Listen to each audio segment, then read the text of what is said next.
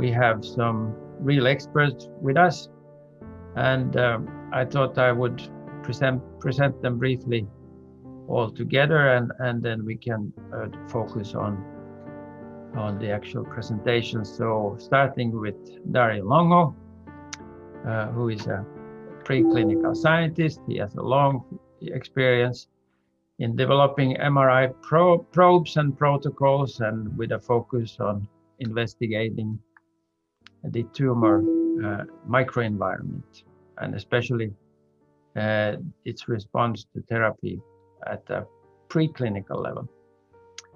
He's the head of the research unit of Torino at the Institute of Biostructures and Bioimaging of the National Research Council in Italy. He's also a lecturer in cancer imaging for University of Torino, and he coordinates the data management working group of the Euro-BioImaging biomedical imaging nodes. Then moving over to Sara Zullino, who is a biomedical engineer. She has a PhD in acoustic characterization of phase change contrast agents, especially for diagnostic imaging. She joined the Molecular Imaging Center at University of Torino to develop approaches in this respect related to especially MRI image analysis. She has gained experience in several imaging modalities, from ultrasound to MRI, and she's currently working on the integration of the imaging informatics platform XNAT with in-house tools for preclinical image processing. Then we have Yoshmo, who is an Omero expert. He has a background in machine learning and distributed computing, as it should be when it comes to Omero. He has been working on the Omero project all since 2005, if we're not mistaken, and he got engaged with Omero through the MitoCheck project, which was a forerunner of many high throughput projects in Europe. Jean-Marie Burel, he has a PhD in mathematics from University of Brest, and since 2003, Jean-Marie has been part of the laboratory and research group of Jason Swedlow at Dundee University, and he has also been very actively involved in the open microscopy environment. His primary research interests are in the area of harmonic maps, harmonic morphisms, and geometric structure. I'll stop my introduction here and hand over to whoever goes first. Are we going Dario first, or? Okay, so thanks for the beautiful introduction, John. So we start this presentation, let's say, with the aim to provide an overview about medical imaging first, and then focusing more on data management from a preclinical imaging perspective.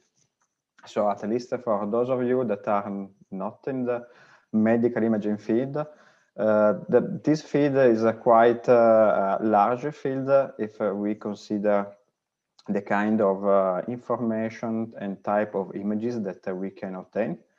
Since we have to consider that we can obtain images, for example, of labeled cells, or we can have images related to receptors, or images of organs, up to whole organ images. Beside anatomical images, we can also have information like related to functional or physiology, or even information at the molecular level. So as you can see from these exemplary images, they are quite different in terms of information that you can obtain. Moreover, we can also distinguish in terms of the species that we usually look at. So, of course, preclinical is more related to mice and rats, and somehow also to zebrafish or birds. But we may have also some other kind of animals like rabbits, pigs, up to primates and humans. So it means that with medical imaging, we can really cover quite a large diversity in terms of species and, of course, in terms of evolution. And sometimes we may have also some more exotic animals, so like sharks, alligator, or other animals, but hopefully not so often, I will say.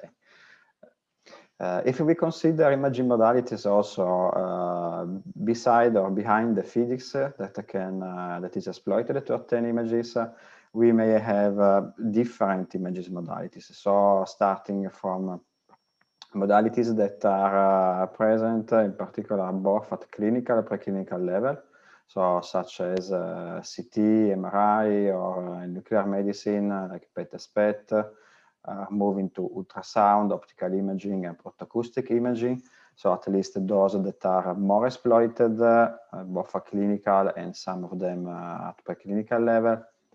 You can see also that there is a quite a large diversity in terms of spatial resolution, about volume coverage, or dimension that those images can provide, up to information also along the time, or another, let's say, or adding other dimensionalities, and also in terms of sizes. One point that I want to stress is that whereas at clinical level, the standard format is the DICOM, since this is the standard worldwide recognized for clinical images. At preclinical level, we have that most of those images are usually in a proprietary format. However, at the same time, most of the vendors at preclinical level can provide images or can convert those raw images in a DICOM format. Again, since the DICOM is the standard for medical imaging. So just to provide also an overview more related to my field, about which kind of information that you can obtain. For example, if we consider tumor microenvironment, then you can see that we can really interrogate different levels. So, for example, the cellular level, the vascular level, metabolism, physiology, and, for example, the extracellular matrix level. And all of these aspects can be interrogated with different modalities. So we can interrogate the cellular level in terms of, for example, of gene expression or labeling cells, or look into overexpression of specific receptor, again combining or exploiting different kind of imaging modalities. More or less the same if we consider the vascular compartment. And so you can see again that by exploiting different imaging modalities or specific contrast agent or imaging techniques, then we can obtain information of the vessels or information about the vasculature, about the permeability of the vessels. We can monitor and visualize at angiographic level and so on. So, and again, look into the different images so you can appreciate the level of, let's say, complexity from a center point of view, and at the same time also diversity of the information. And this is the same if we look to metabolism, for example, or if we look to the hypoxia level in the tumors, or again, if you want to look to some other information related to the cellular or the extracellular matrix level. So as you can see, when we talk about medical imaging and medical imaging applied at preclinical level, we can really have a lot of information and a lot of different images that can provide several information and can characterize, so in that way, specific pathologies. So at the level of clinical imaging, we can distinguish or we can characterize in terms of specificity of this preclinical imaging field. In particular, for example, related to study design. Since usually at preclinical level, we don't have, let's say, quite a large number of, let's say, patients, as you may find at clinical level, in which you usually may have from hundreds of patients, so a very large number of groups. But usually at preclinical level, we work with smaller numbers. Among the reason is also because of at preclinical level, we mostly address specific scientific questions.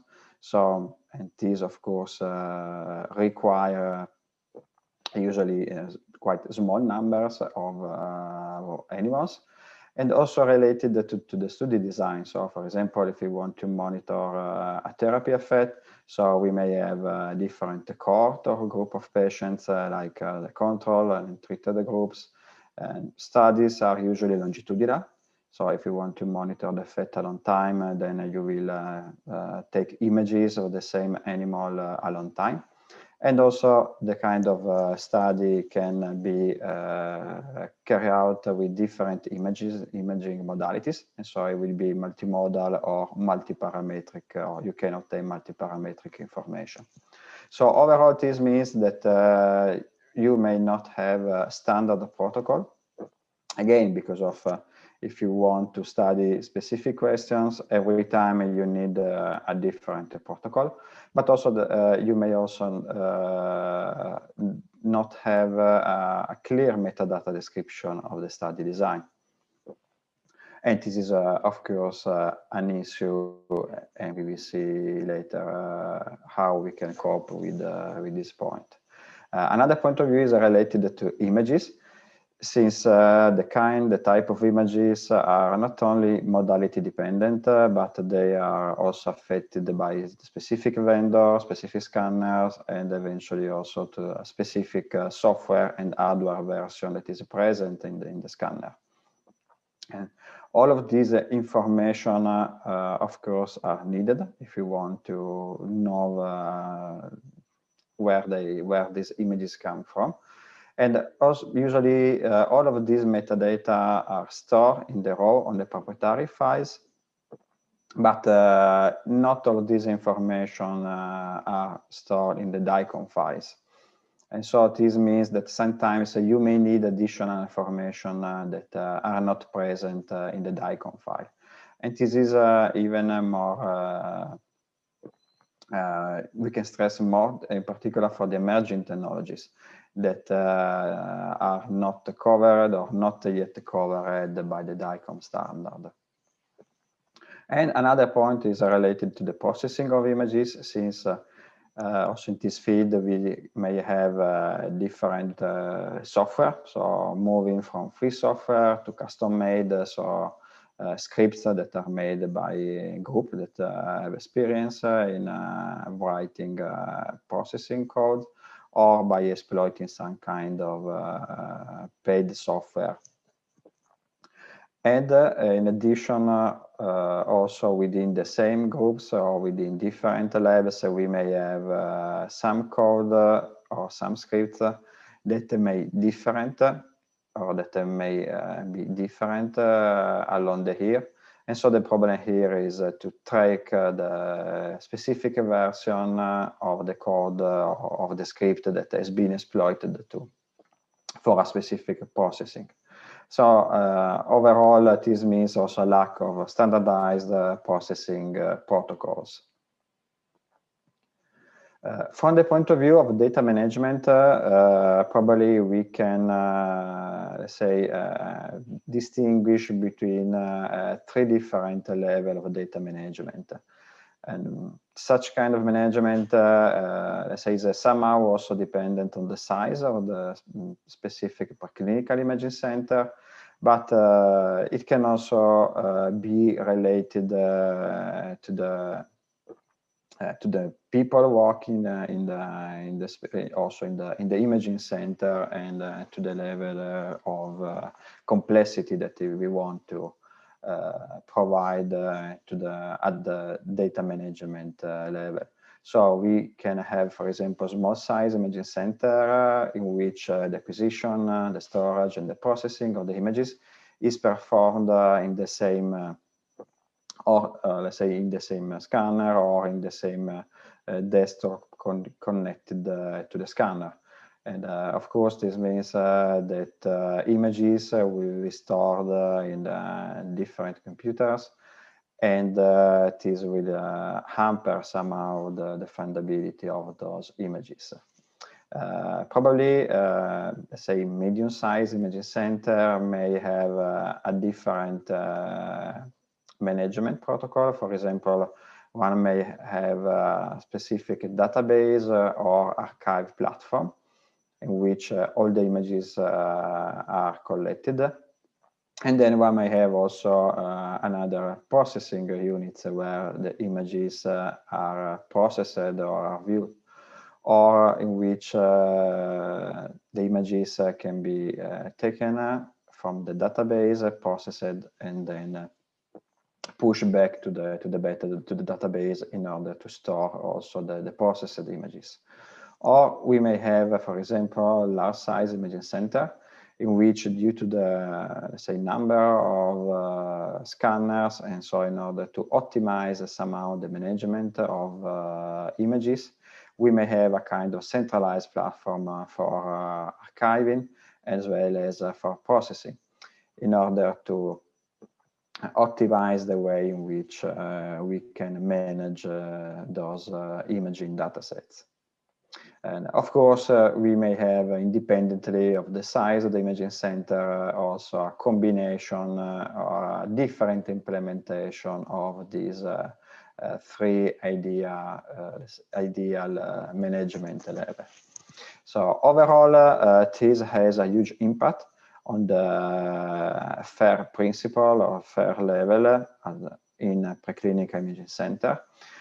In particular, because of all the terms of the FAIR level are affected. So if you consider how those images are findable, actually only a few of them are really cross-linked to publication with some kind of dry or other identification numbers.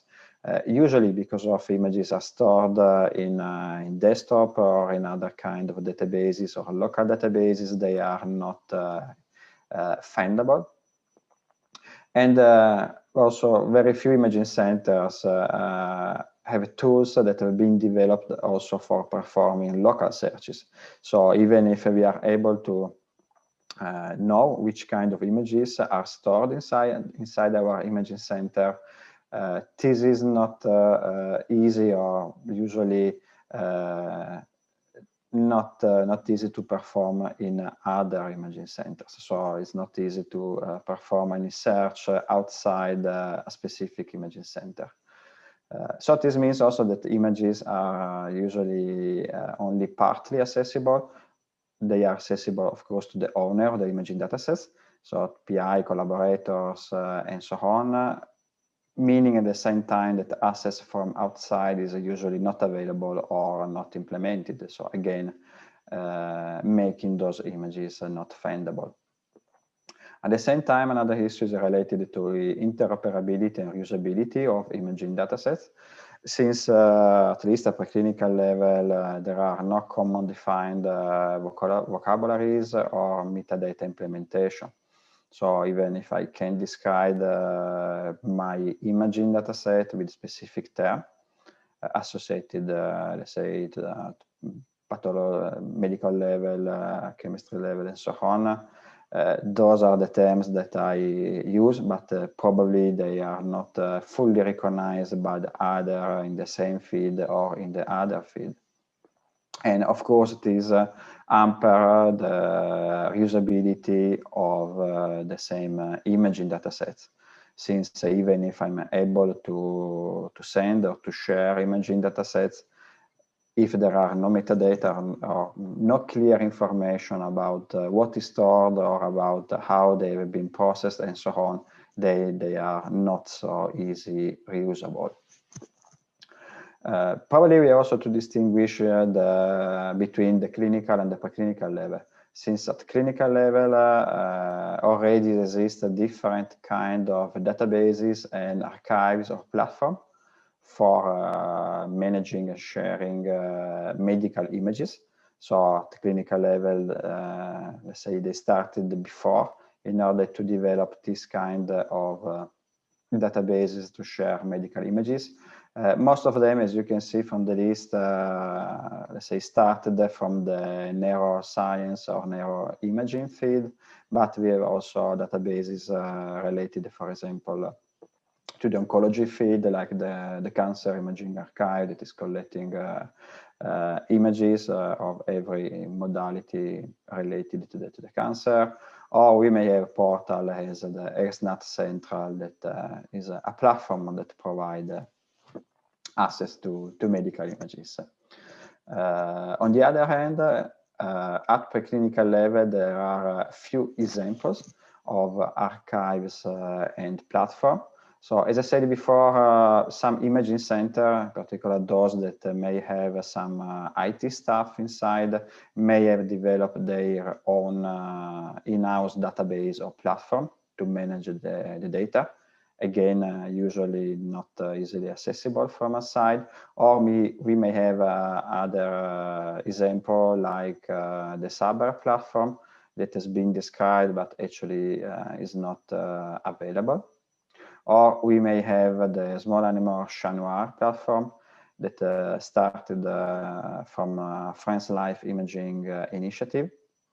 This is an open source platform, although you have to pay fee for data storage, for processing, or for implementing new code.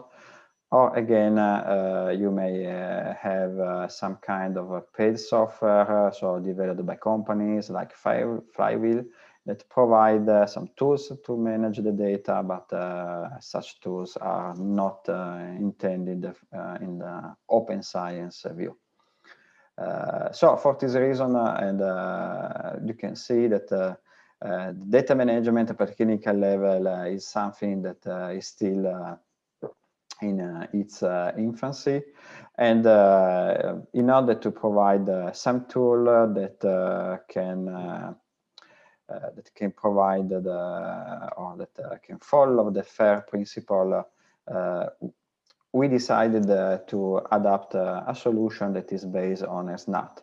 So one of the reasons is because of XNAT is an open source platform that was implemented in particular in the clinical field, with the advantage that it has been intended and developed in order to archive, manage, and process imaging data. Of course, it's open, so it's open source, it's free, and is currently used by hundreds of organizations, meaning universities, hospitals, and research centers. And it can really provide different kind of tools in order to manage data, in order to provide the secure access and permission control. There is a quite large developer community, and it is also possible to develop pipeline for processing data and so on. One of the reasons that say motivated us to adopt and to adapt XNAT for clinical imaging was in particular to storage and manage imaging datasets, since it's it works as a database first, and then it can be exploited as a platform in order to manage imaging datasets. It's possible to develop and use a processing tool, meaning that once they have been implemented in XNAT, then they can also share among different users, among different centers, in order also to standardize the way in which we can process the images. And XNAT is intended in order to make images findable and shareable. So meaning that by using this platform, we can easily share imaging datasets, of course, in a independent way if we are talking about preclinical or clinical imaging nodes, since the platform is intended to do this. And at the same time, when stored within a SNAT platform, the imaging datasets can also be searched for. And so this can improve both the findability as well as also the usability upon the definition, in that case, of common metadata. And actually, those two last points are related to some activities that the medical hub nodes have started within the Euro-BioImaging. So this is a kind of overview about some way to manage imaging datasets at preclinical level. And now I think that Sara will continue describing what we have implemented in order to address at this point for the preclinical imaging nodes. Thank you, Dario, and thank you also, John, for the nice introduction. So I'm going to introduce to you XNAT-PIC, that is the solution based on XNAT that we have developed for preclinical imaging centers. This is the outline. So first, we will briefly have a look at the platforms available for medical imaging. Dario already told us something about. Then I'm going to describe the backstage of a preclinical imaging facility, what are the challenges we daily deal with, and what is the approach we use to address these challenges.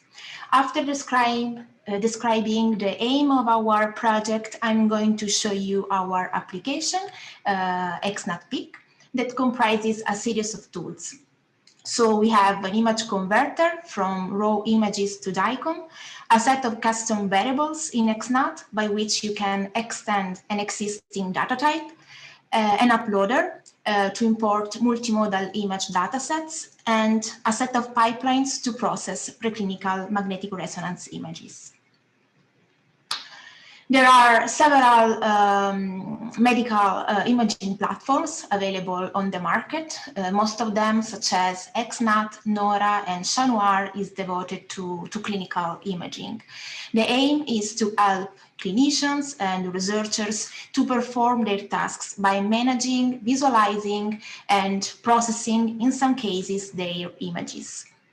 Very few platforms are intended for preclinical imaging, as Dario pointed out before, such as the small animal Chanoir that offers a paid service.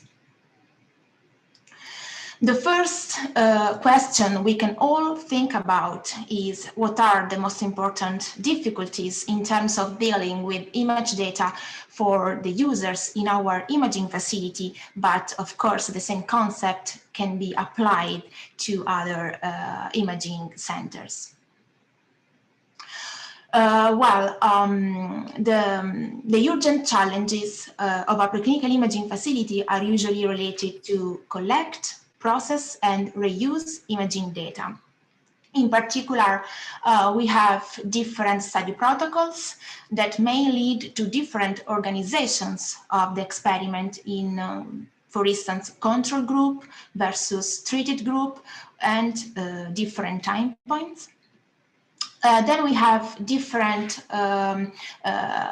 imaging instrumentation along with different imaging modalities that may result in poorly organized data distributed over multiple sources. We also have raw images specific for each imaging modality, and in addition to that, we have different techniques within the same imaging modality. Then there is a variety of users like master students, PhD students. They usually perform the experiments and also the analysis, and therefore they need to be trained. And these usually result in data displaced over personal desktop and so not available to other users. And then we have several processing tools. This is one of the most important thing. It's the critical part, especially in the field of preclinical imaging. Why is that? Well, preclinical image analysis is often performed using in-house scripts built, for instance, in Python that is free, or MATLAB that comes with a license. And then we have the output obtained from processing that may be generated in different formats. And finally, the last concern is related to parametric images, as we may have some problems in maintaining consistency among different studies or within the same study. So we need to track all the scripts, the tools, and the parameters we used for the analysis. What solution do we use in our facility about dealing with image data? Our approach is based on XNAT. XNAT stands for Extensible Neuroimaging Archive Toolkit and was developed by the Neuroinformatics Research Group at Washington University back in 2007.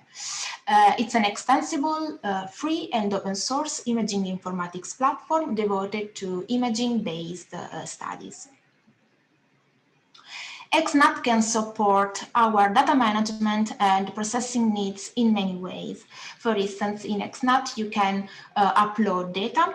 XNAT supports a wide variety of medical imaging modalities, such as magnetic resonance, PET, CT, ultrasound, being the most famous, the most used.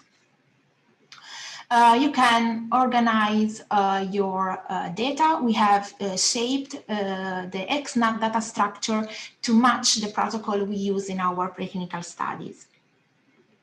You can inspect, you can view your DICOM data, since XNAT includes an online image viewer that supports the DICOM standard with the possibility to install the XNAT OIF viewer for annotating images and drawing region of interest.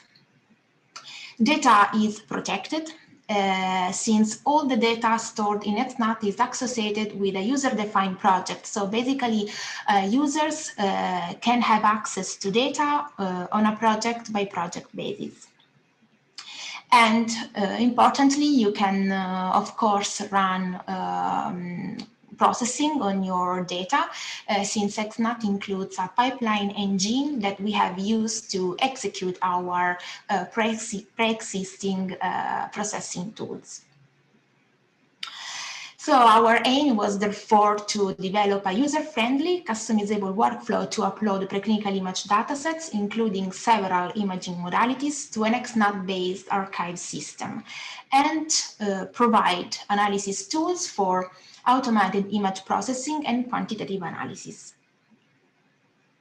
We have named our application XNAT-PIC, that stands for XNAT for Preclinical Imaging Centers, and consists of a set of tools in Python based on this workflow. So we have the XNAT-PIC uploader to import large multimodal imaging studies in XNAT to XNAT in DICOM standard. Then we have MRI to DICOM, which is a Bruker Paravision to DICOM standard converter, and XNAT-PIC pipelines for image processing based on Python and MATLAB scripts. So basically, you have two options here. You can upload your DICOM images directly to XNAT, and then they will be archived as XNAT scans. Or if you have raw data in proprietary format, you can first convert them to DICOM and then proceed with uploading. Once the data are in place, you can process them directly on XNAT using your processing scripts that relies on the XNAT pipeline engine, and upload then the results back to the database, back to XNAT. Preclinical imaging equipment usually does not match any specific standard regarding data storage, and it happens that each vendor adopts a proprietary format for its data. That's the reason why we have developed this tool for converting raw magnetic resonance images from Bruker Paravision to DICOM, which is the internationally acknowledged standard for biomedical imaging. The converter is built in Python, and it has been designed to work with different vendors version of Paravision. How does it work? So basically, Embryo2DICOM access the raw Paravision data structure. It is capable of deciphering the binary file containing the image and then parses the acquisition parameters stored in different files into Python dictionaries. And at the end, it saves all the relevant information into the DICOM attributes.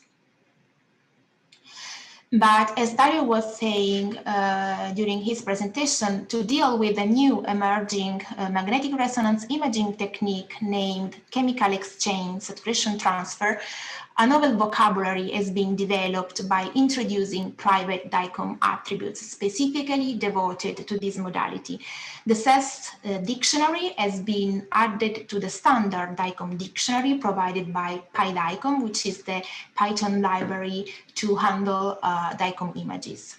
And to avoid conflicts of private DICOM attributes from different implementers, we have reserved a block for this specific use. Preclinical investigations may cover a wide variability of studies addressing specific scientific questions. Therefore, data is usually organized according to the study of interest, and in our case needs to be adapted to the XNAT hierarchy. Here we have a schematic representation about our data organization in longitudinal studies. For instance, here groups refers to the treatment administration and can have two possible values. For instance, the control group, so the untreated group, and the treated group. And you can see the structure here. Or you can have different time points referring to longitudinal examination before the treatment T0 or T1 and T2 after the treatment. In this case, you have post 1 week or post 2 weeks the treatment. And we can also have this other structure where dose refers to drug dosage in therapeutic treatment investigation. So here you can see how our data organization reflects the study protocol we use. XNAT is currently designed to upload 1 patient per time. So XNAT Peak Uploader has been developed to import multiple subjects acquired with different modalities. When the users run XNAT-PEAK, they can convert their raw image data to DICOM or upload the DICOM images directly to XNAT. Then the application requires the XNAT web address and the login credentials. And here the user can create a new project already available, can create a new project or select an available project from XNAT here from the drop-down menu. And they can browse to the directory of choice and then type the number of custom variables needed for the investigation. Upon conversion to DICOM format, the image datasets can be uploaded to XNAT and to match our study protocols, and also provide additional information about the image sessions. We have used an XNAT feature to extend an existing data type through custom variables. So users can specify an unlimited number of personalized variables in XNAT beside the built-in variables. And these custom variables can be reused within other projects, allowing for inter-project standardization. One of the most important features of XNAT is the execution of pipelines to perform computational tasks on your images. The pipeline can invoke an external application, a shell script, or an executable, Python, MATLAB, for processing the data. The pipeline is executed by the XNAT pipeline engine, which is a Java-based framework integrated within the XNAT platform. Users can select a processing pipeline and a set of scans to be analyzed here, set the input parameters if there are any, and then submit the pipelines. In XNAT, pipelines are defined by 3 XML documents. You have the pipeline descriptor, the resource descriptor, and the parameter descriptor. The limitation is that XNAT is currently designed to run pipelines at subject level only. So you can analyze one patient per time. And this is, of course, not feasible if one needs to process large image datasets containing many subjects. This is, for instance, an example schema for processing diffusion-weighted imaging, but of course the same architectures apply to other pipelines that are already available in our XNAT instance. This structure is flexible. It means that can be easily adapted to meet your needs. It's basically a matter of replacing the main processing script underneath. Pipelines can be executed by selecting the scan of interest or letting the pipeline to automatically look for the DICOM attribute corresponding to the acquisition protocol. And then the post-process data are uploaded back to XNAT. The XNAT OIF Viewer plugin adds significant XNAT-specific functionality, allowing you to open and view sessions, add annotations, and draw segmentation or region of interest, and save the data back to your XNAT project. The plugin allows us to do some simple statistics, because most of the time following the processing, preclinical imaging users are usually interested in perform statistics on the processed images. We have therefore developed another pipeline that applies a mask to a parametric map. The mask is obtained from the XNAT OIF plugin, and then compute the mean value in the region of interest. This is the list of the pipeline that have been implemented in XNAT so far to process T1 and T2 map, diffusion-weighted imaging, compute the mean value in the region of interest, and more pipeline has to come, such as the CEST MRI processing pipeline. Well, the future work, we aim at integrating the image datasets stored in XNAT with controlled vocabulary and metadata. Then so far XNAT-PIC has been developed on a local desktop environment, so we are planning to deploy an XNAT instance on a dedicated server. And some processing pipelines require MATLAB, but we are planning to replace them with Python. This brings me to the conclusion. So while the default XNAT instance installation provides a platform for hosting and processing preclinical imaging studies, XNAT-PIC expands some of these core functionalities in order to support preclinical imaging centers. XNAT-PIC allows the preclinical imaging researchers to share image datasets, thus improving the reproducibility of the results of the analysis by using standardized processing pipelines and promoting data reusability by providing free access to the data and the tools we have developed. Indeed, you will find them available on GitHub very soon, in a matter of days.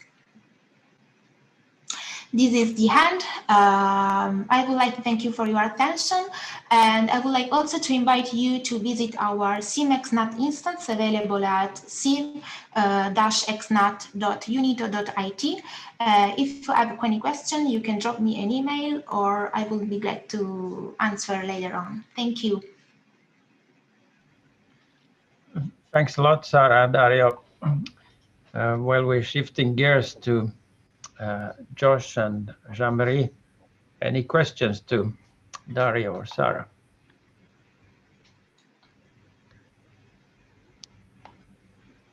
Just holler if you have a question you don't need to ask for. All right, I didn't want to steal it from anyone, but so you mentioned private attributes for storing the DICOM metadata. Mm-hmm. What are the trade-offs in having public attributes, so official attributes? What would that take? Well, they are not private in the sense that, I mean, you,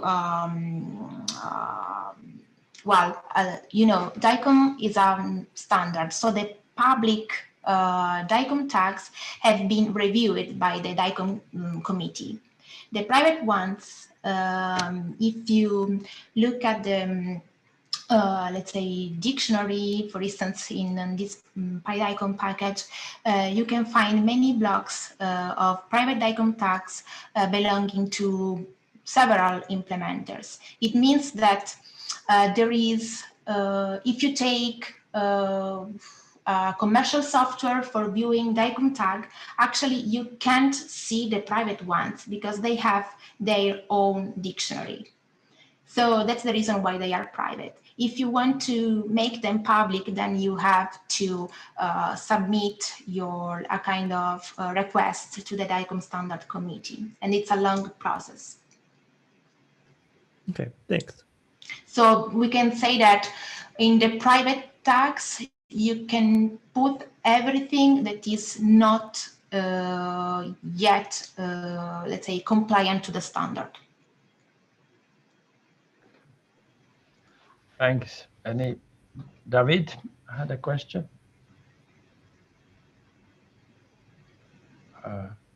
No? I think Linda? you're muted, David. Maybe can I? Do you hear me now? Okay. Yes. Sorry for that. So thank you very much for the talk, Dario and Sara. So I would like to know whether, first of all, it's like difficult to learn to use XNet. So how is like the approach, like the activation energy for students that have never seen it and approach it for the first time? And then whether you use it to share with other institutes and collaborators outside. And then whether like it's been difficult for the rest of the community to actually use it and adapt to it. Thanks. Okay, so thank you for your question. It's very interesting. So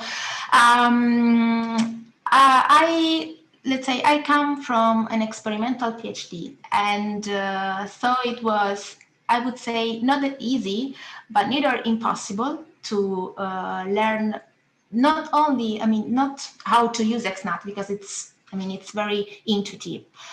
Maybe you need to be a little bit more, you have to pay more attention in installing XNet, but as soon as you understand how it works, it's very easy. I found it easy. Then you can basically you can use an XNet instance, and you can also have different projects belonging to different centers. So, it's very useful if you want to, let's say, for projects that involves many partners, because you can track many information related to the project, to the owner, the PI, how many people have permissions on that project, if they can, you can set the privacy, you can set if for that project you could have collaborators or also owners. So collaborators are people that are not allowed to process the data, but they can also view the data. So you can set many, you have many degrees of freedom in that sense. Very good.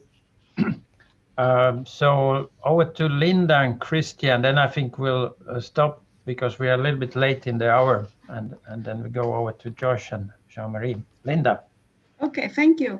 Thanks, Dario and Sara. It's very interesting. As a user, I will certainly look at it.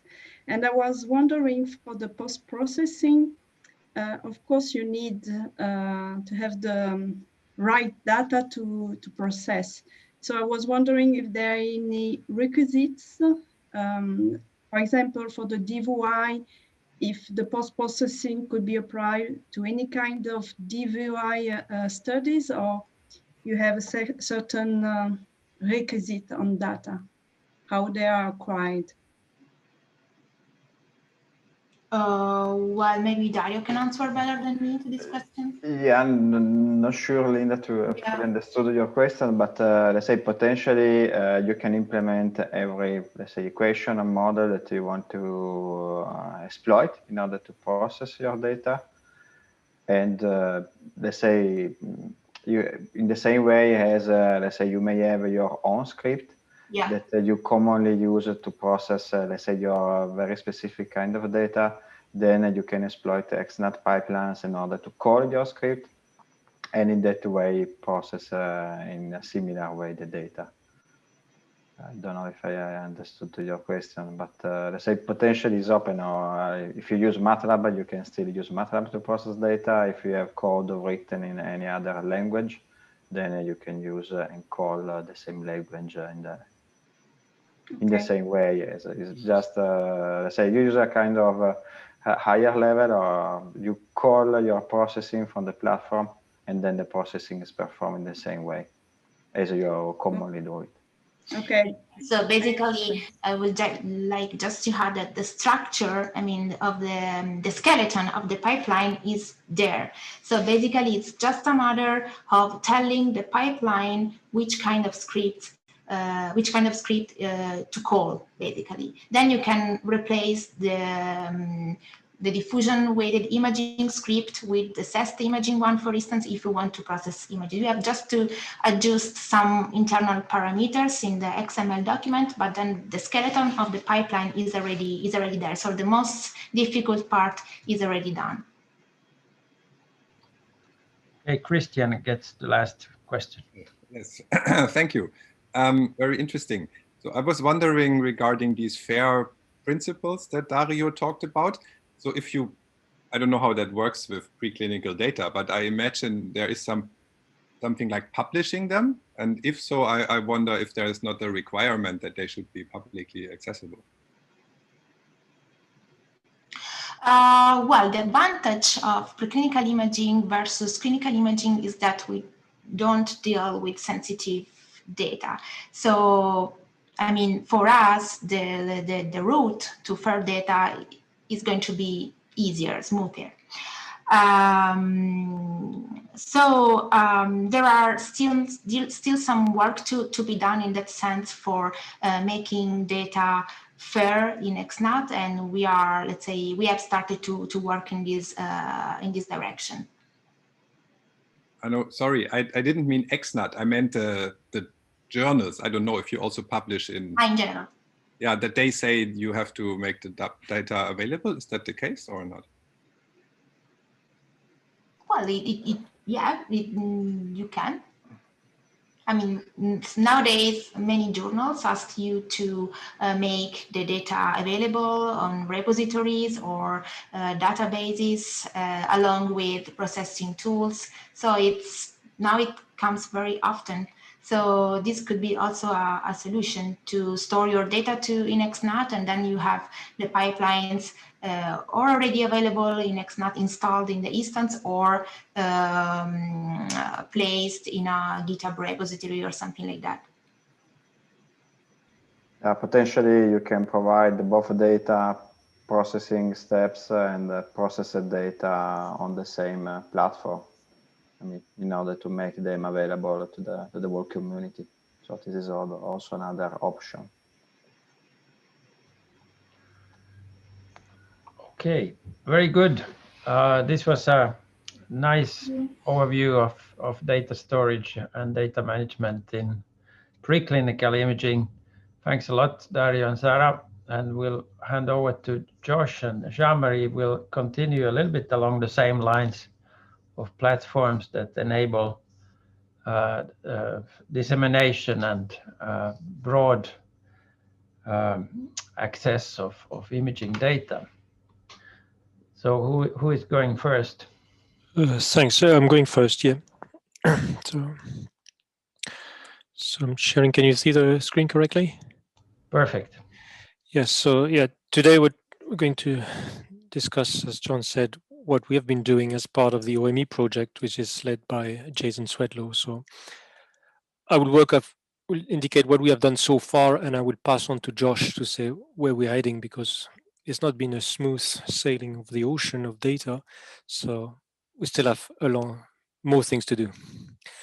So what is our goal as part of OME is mainly to facilitate the storage and exchange of bioimaging data. So we're not into reanalyzing data ourselves. There's a lot of great tool out there. So our mission is mainly how to make those data accessible in and facilitate the exchange, basically.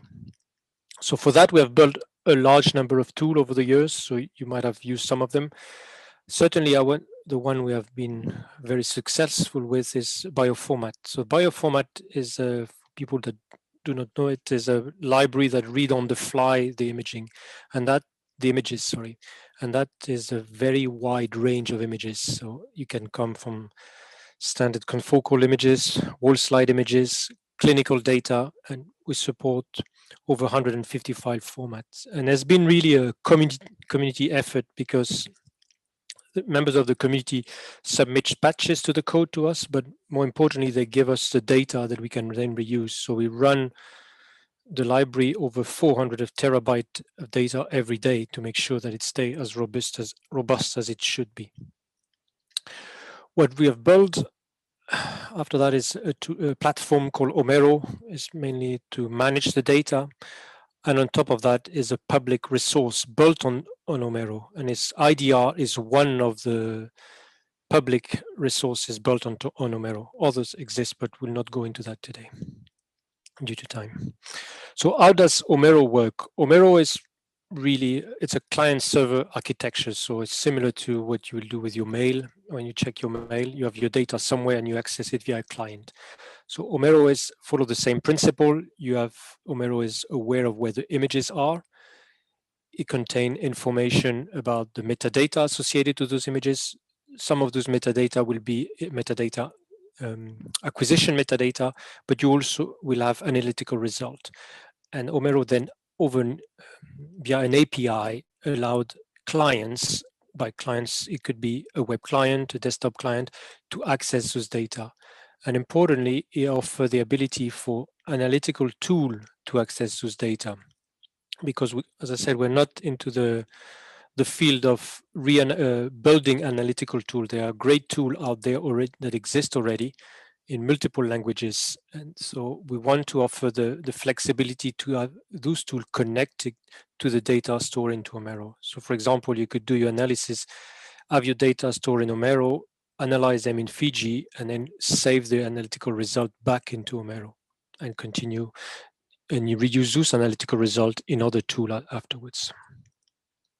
That's kind of where Omero is, and that's usually what you will run into from either locally or at an institution level. But the next step is, how about public data? As Christian indicated, where do we put those data to adhere to this FAIR principle? And that's what the idea behind IDR came into play. So IDR came into life around 2015, so just over 5 years ago. The idea is to put a resource of images of different modality with a richly annotated images, but make them browsable and allow the user to explore this data.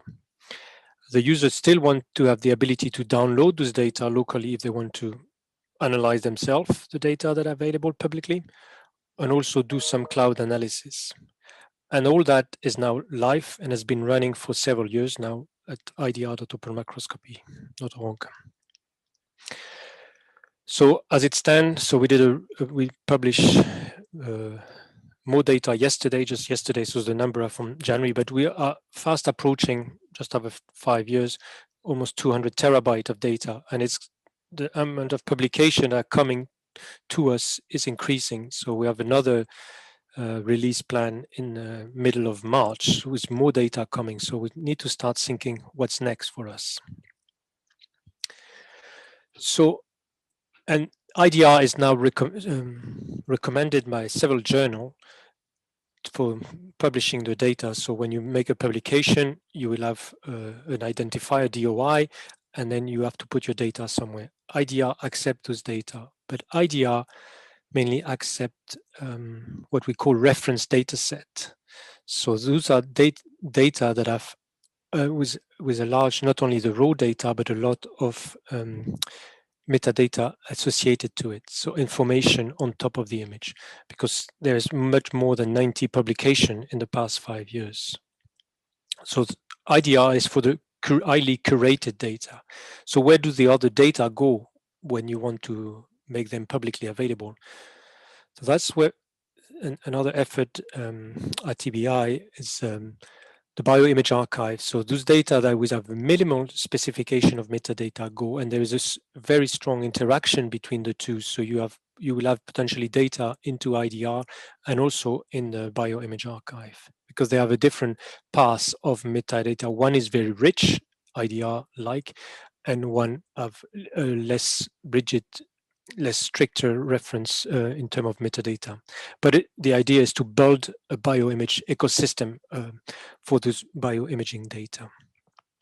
And both are active, and we are running training session about how to use those public resources. Now we've run recently a training session again IDR, and we'll run training session in mid-July about how to use the various public resources. So how does it look in practice? So if you go to IDR, you will see images with a lot of, which start to have more metadata. You can identify the cell line that was used and the outcome of it, the analytics associated to it. But you will have the word entered by the author, but importantly, so you can, from the analytical result, you can link to the cell line that was used and find other studies. So you can start exploring, a study, you start from a study you were interested, but the cell line that were used, you can find other study within the resources that have similar gene symbol. But interestingly, linked to the wording of what was described of the phenotype, you have also the ontological term. So it's already a link to extra resources about knowledge here, about curation of data. So you then no longer identified with words, because author might have used different term, but you identify by ontological term, and then you can explore the data using the web interface and find other study that were related, having the same, where author were looking for elongated cell, and you can find and explore other study and start finding and do cross-study potentially analysis. And that has been done as part of the EOSC project by one of the demonstrator. So they came with a biological question and look at IDR, the resources to answer that biological question. And you can see there's around 16 or 17 terabytes of data that can now need to be harvested and understood. So, but that comes from the richness of the metadata within IDR. So you can filter by metadata, then access the raw data. The analysis in that case is done elsewhere. It's done in the context of Galaxy. So we build a bridge as part of that project, build a bridge between Galaxy and IDR, and that bridge got then extended to all instances of Omero. So you can now run that bridge onto your own Omero instance, and then the analysis is performed elsewhere. So, but the richness of the metadata that are available in IDR make you able to filter and narrow down and answer your biological question. So alongside the metadata curation and building the tool, we also build, as part of the vision for IDR, was to also offer the analytical aspect next to the data. So we have built what we call the virtual analysis environment. So you run the analysis next to the data, and that is done in a cloud-based environment. Yeah, I should have indicated that everything that is there is run in the cloud. So the movement of data is limited. So we are in the process of upgrading that virtual environment. But similar to what we are offering with the API, we want to offer the flexibility to connect with multiple languages. So you can, in this cloud-based environment, you can run using Java, Python, R, and other languages. So you can do via notebooks that are quite useful for training and exploring the data, but also, interestingly enough, you can also run a virtual desktop next to the data. And if you do not have access to that facility, you can run also into some public cloud infrastructure like MyBinder. This in Google Cloud.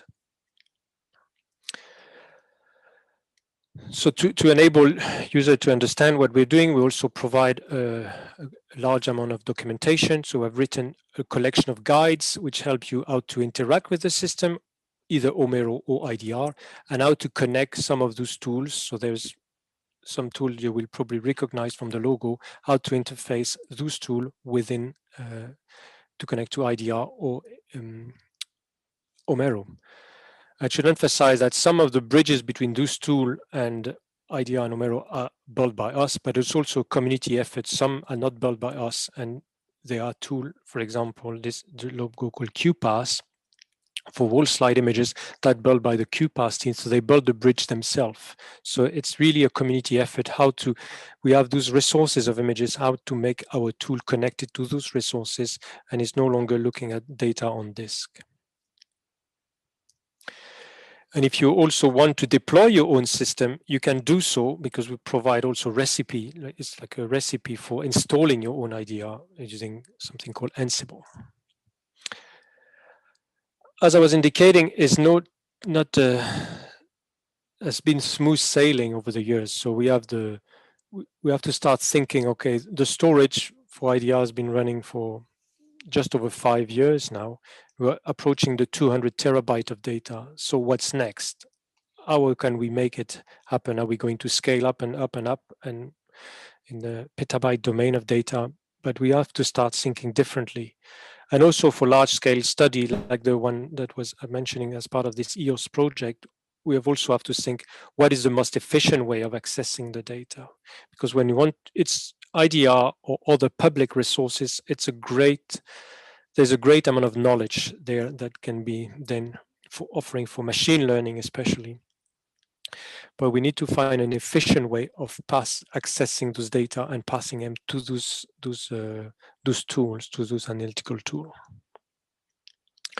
And I will stop there for what we have learned and pass it on to Josh to indicate where we're heading next to try to solve some of those challenges. Thanks, Jim. Okay, let me share my screen. And there we go.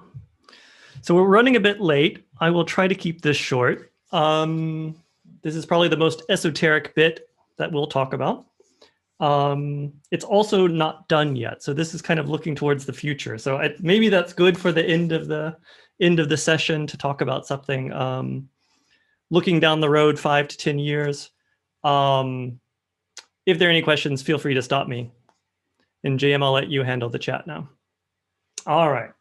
So Jean-Marie was talking about basically scaling issues. So, let's talk very briefly about what scales we're looking at here, and then where we need to get. So the IDR takes roughly, on average, about 10 submissions a month, and each of those are on average about a terabyte. So that's how much data we're taking in.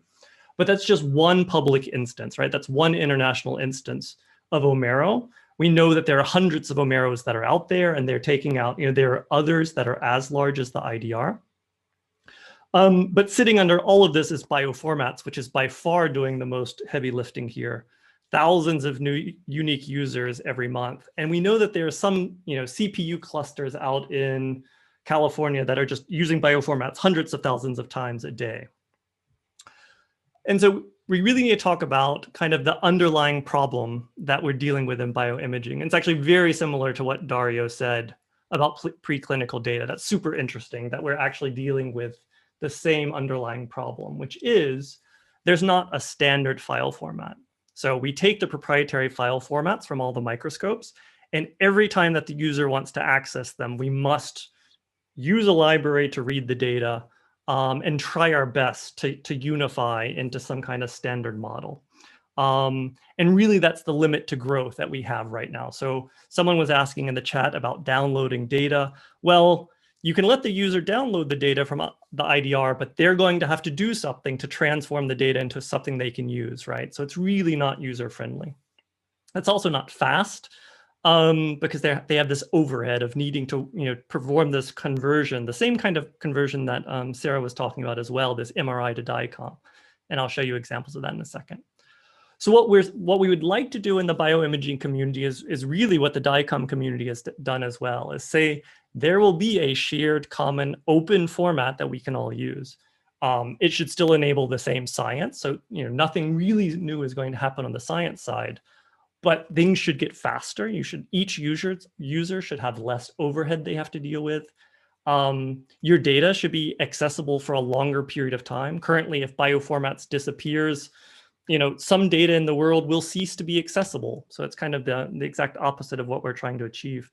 And all of this, to drive the fairness that I think everyone's trying to achieve.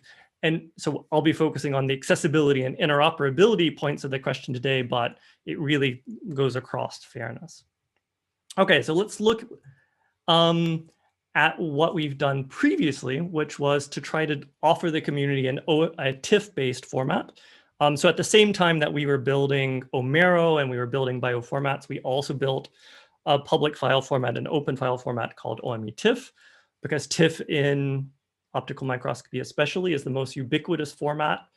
But it never really took off, and that's due to various reasons, part of that being performance and the fact that TIFFs are fundamentally 2D images. And so as you get into 3D imaging and time-lapse imaging, it just becomes more complicated and more slower to work with TIFFs. And so various people in the community have tried to develop an HDF5 format.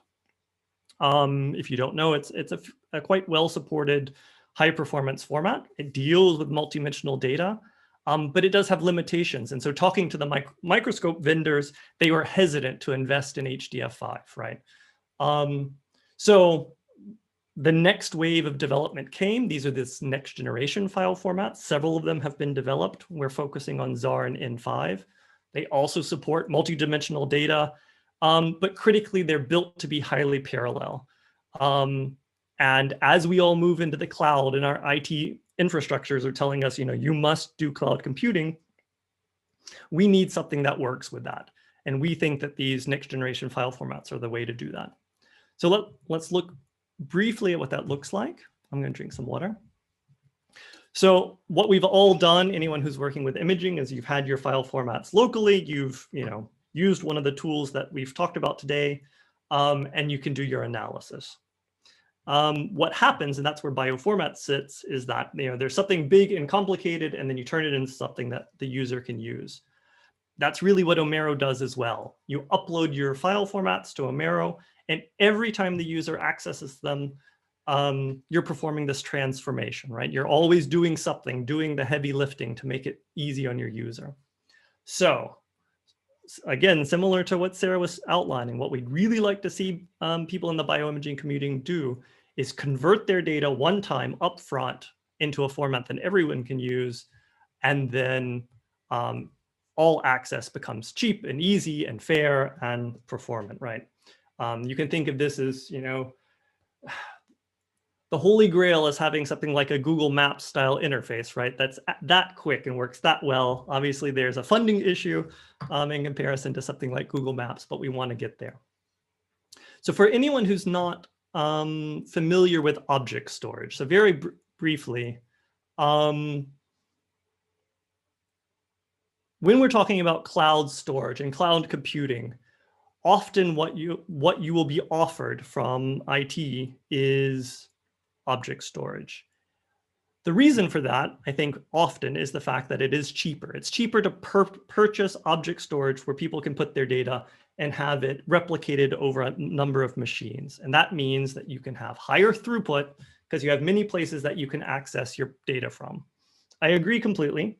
The thing to be careful of if you're not familiar with this, because you will be hearing of it over the next few years, is that it does require different software. Software must work differently to take advantage of this, and we should all as a community be aware of that. I won't go into this much more. We can talk about it, as a follow-up and with questions. But we are trying our best to get all of our software stack compatible with this next way of doing computing, right? So very briefly to the conversion, this is again exactly the MRI to DICOM component. We have two tools called bioformats to raw and raw to OME TIFF. They were developed in the digital pathology domain to convert the proprietary data into OME TIFF as quickly as possible. If someone needs OME TIFF, if that solves your problem, we encourage you to use these. But the way we optimize that, the way we made that process happen, is to introduce an intermediate format that was parallelizable, ZAR and N5. And then we realized, well, we can actually just use these as the valuable format that we want to give the community. So that's really what we're focusing on here. That's the process that's ongoing, is to take, sorry, I'm going to have to change my pointer, otherwise I won't be able to click here. Call that a bug. There we go. Okay. Is to specify with the community how we're going to store data in these formats. So the first is, how do we store three-dimensional data in a Google Maps kind of representation that you can zoom into? Then just to represent the segmentation of the images, also in a 3D zoomable format, that's the labels. And then to go into more complicated representations like high content screening, where you have in your browser an entire screen of data, entire plate of data, and you can zoom in, find one of the wells, and open up the image. Hopefully you can see that fairly well. It's pretty dark. It's John Cream's data, who I think is still here, so he can tell you more about what's going on in the images. This whole process of specifying these extensions to the formats is taking place on this platform called ImageSC. It's where the bioimaging community gets together. So anyone who would like to participate, feel free to join ImageSC. The specification is up at ngff.openmicroscopy.org and will be published there regularly. Oh, sorry. And every time we come up with a specification, we take IDR data, convert it to the new format, and publish it to have examples for everyone to see how this works. So I have a few examples. I'm not sure how long we want to keep going before we go to questions. I know we're running late. So super briefly, this is an embryo, a zebrafish embryo. I like to use it as an example because it's the single largest 2D image in the IDR. So the one image is 437 gigabytes. When we initially published it back in 2012, it had an entire server to itself, right? So it was just kind of this amazing architectural project, engineering project. And now by putting these next generation file formats up in the cloud somewhere, you can view the entire thing in your browser. The links are down at the bottom. Feel free to look. You can browse through the image. And as the person who built the Omero server, it's kind of remarkable that the server is no longer needed. You know, I can now share all this data with no infrastructure. You have the browser that your users are using. You have the storage that IT gave you, and there's nothing else in the middle. It feels quite liberating. So a couple more. Oh, right. So that's a 2D version. The next big project we're working on is doing the same thing in 3D. So the largest single 3D image we have in the IDR is almost 5 terapixels of data.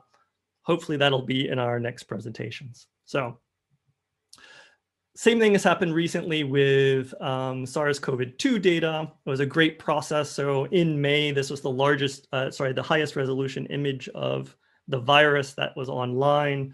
We published it in this format. You had pictures of it going back and forth on Twitter. Again, very liberating or democratizing to be able to just share your data via URL. I mean, it's not as large, it's only 30 gigabytes, but it's still the ability to just get the data out there. And that's what we'd like to see happen across platforms. So I've showed you in the browser and showed you in the Python tool called Napari. This also works in Java and ImageJ. You know, we'd like to get this into the microscopy vendors and make it so that, you know, microscopes are producing these formats directly. Really to just drive the ubiquity and the fairness and ultimately the openness. Right, with that, thanks to everyone. Certainly the OME teams, the people who developed the clients. We didn't develop these clients, so the people who developed the formats as well, all the data submitters, and of course, the funders. So thank you much. Thanks to Josh and Jean-Marie. Excellent and very inspiring stuff again. And thanks to all of you. please, questions to Josh and Jean-Marie, and perhaps also to Sara and Dario if there are remaining questions. I was just going to say one thing regarding to what Josh has indicated, because you mentioned, and that's mainly for people that build our analytical tool, because that's not our domain in a sense, but what Zara enable us is this kind of access via chunk, and that's very neat in a sense that you can start thinking, okay, can I run all my application in parallel? And now, especially in the Python world, you have Dask, and you can start thinking big, because the data are getting very, very big now, and if I have to load everything in memory, you're probably going to crash before you actually done anything. And that's actually a very, so this is more for yes, people who build a tool start thinking almost the unthinkable before. You can start breaking in your code, so your code have to be written differently, but it's a vast ocean. I don't know if you want to say anything, Josh, but it's certainly much more flexible. We have example there of what you can do, but a lot of those tools have not been built in the past. They were built 10, 15 years ago. They didn't have that in mind, which is understandable. But now, okay, can we refactor that and make that possible? David, did you want to ask something? Okay, yes, thanks. So I was related with the possibility of downloading the data. So the data that you have, guys, are already published, right? So they should be publicly available, and then without like even asking permission to the authors. And so are they, first, second, is it possible like to actually download a fraction of the data? Because sometimes they are huge. So, and you need like a fraction to develop, for example, further algorithms of analysis, artificial intelligence, things like this. So could you elaborate on that, please? Sure. So, I mean, Omero will let you access every pixel of data, so you can get everything. Each of the studies has its own license. We try to get everything CC0, some are CC BY. A very small number of the oldest studies are CCNC. So do check, but by and large, all the data is completely open. Currently, the highest performance way of downloading data is to do it via Aspera. EBI provides a very nice Aspera service, so by all means, if you just want to grab data, do that. For any of the data that we've converted to ZAR, what I would suggest is using the S3 bucket with ZAR. What we do is we take whether or not the original data supports this kind of Google Maps style. These are called multi-scale data, right? So you take every volume and you downsample it and you downsample it and you downsample it. So especially someone who's doing machine learning could start at a lower resolution and just grab that data. And that would be the most, like, I mean, it's exactly what Jean-Marie is talking about for a script or for a Python notebook, or anyone who's developing something new, that would be the most performant way to access everything. And on ImageSC, super happy to help you get started.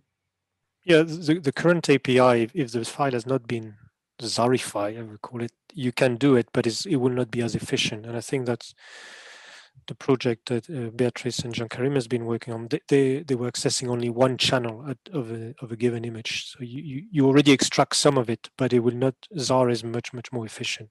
So that is the great thing about it. So you're not having to wait for the file to come. And I think we've done some of example. You were showing some of the COVID data. We can do that on the ZAR file, and it's coming very, very quickly. And even when you use public resources like MyBinder, you've got the lag because things might be quite far away. But as close as you are to the data, it's very quick. And so that's great. Did anyone else have questions?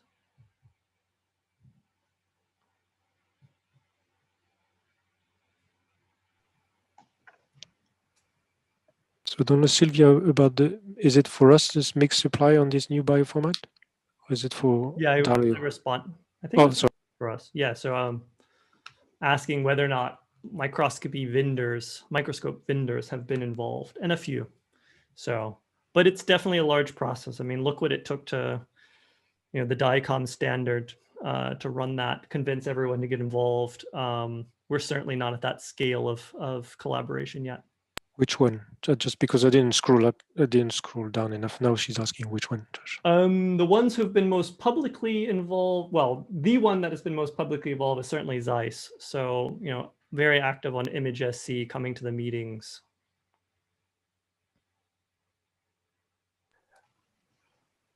And another project, because we mentioned Galaxy earlier on, and they're also looking at accessing data in object store. So I think other projects are looking at similar mechanism to have access to data, especially for images.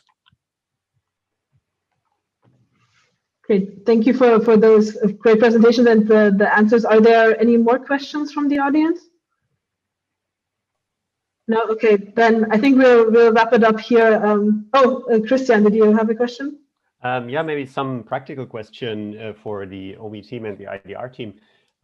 Because I was wondering, what is your experience when users submit a data set and you then tell them, or beforehand they have seen the requirements that you have for metadata annotation and so on and so forth. So how much work do you experience to have then on your side to make the data in the way that they are fit for IDR, and how much on the user side for those who submit comes maybe a surprise of what they could have better annotated before, or where tools are still missing to have better annotation and so on? It depends. It varies. In general, the process of helping the users to specify their metadata is the most time consuming for the whole process. So, big images are hard and uploading them takes a while, but really it's the metadata that Dario and Sara were talking about that is really the problem when it's not been specified yet. There's no clear protocol, there's no clear representation. Our best experience has been with large projects where someone had to do the work themselves. So the Human Protein Atlas comes to mind. I mean, Jean Karim can tell you about this as well, where just because the scale of the number of images they're dealing with, if you're into petabytes, you're going to have set up something yourself because it was valuable to you.